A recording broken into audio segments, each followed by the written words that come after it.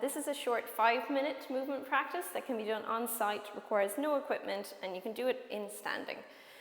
So we're going to try and cover your lower back, your knees, and your shoulders in these 5 minutes. So starting off, we're going to start with a real simple shoulder chest movement practice. So just stand quite slumped with your arms just hanging, really chilled out, palms facing in towards your legs. And then from there, can you lift your breastbone up? And can you bend your wrists to lift your fingers up? And then think about your whole arm bone rotating out so that your fingers end up pointing out to the side. You should feel a bit of a stretch through the front of your chest area and your shoulders. And then let your chest relax and the hands flop back down. And repeat that. Lift your breastbone, lift your fingers, rotate the whole arms so that the fingers point out to the side. And then let your chest drop and let your fingers drop. And go for 3 more. Lift the breastbone and the fingers, rotate the arms as much as you can to get the fingers pointing out to the side, and then let it flop back down. And last 2. Breastbone lifts, fingers lift. Rotate the arms so the fingers point out to the side, and then let the breastbone flop and the fingers flop back down. And last one, lift the breastbone, lift the fingers, rotate the entire arm so the fingers point out to the side, and then let it flop back down. Next, you're going to move on to your legs and back, kind of one that mixes them all up. So stand with your feet wider than hip distance apart, and you want your knees and your toes pointed out to the side on this one, so a little bit different.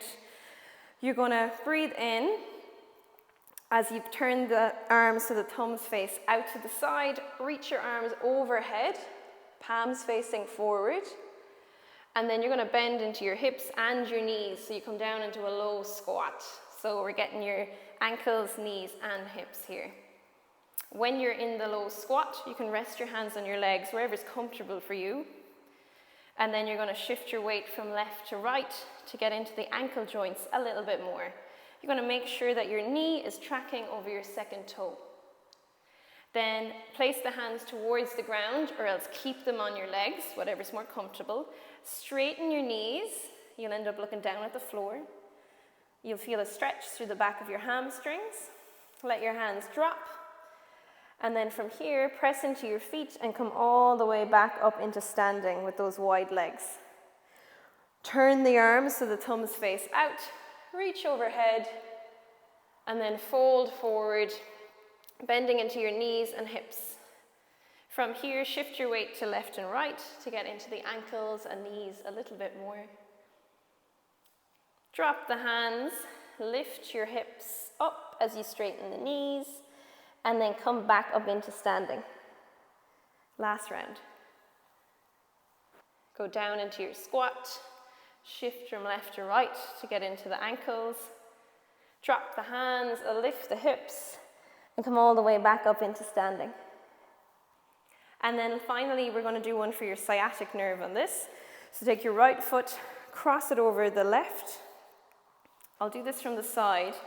You want to keep a little bit of a dip in your lower back, and we're going to fold mostly from your hips. You're going to fold from your hips, keep looking straight ahead, and your hands just slide down your leg as far as they comfortably go. And then you're going to come back up, hands to your hips, and look down towards the feet. Fold from your hips, look straight ahead, and then come back up. Looking straight down. So this just gets your sciatic nerve, comes from your lower back, and runs all the way down the back of your leg. So you'll be able to feel the stretch in your hamstring or your calves.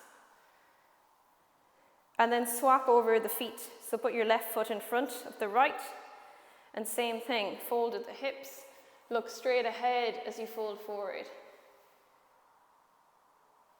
And then come back up, chin to your chest. Fold at the hips, look straight ahead as you fold forward, and then come back up. And just doing 2 more. You should feel more of a stretch in the back leg if it's a little bit tight. And you're just going as far as is comfortable. Last one.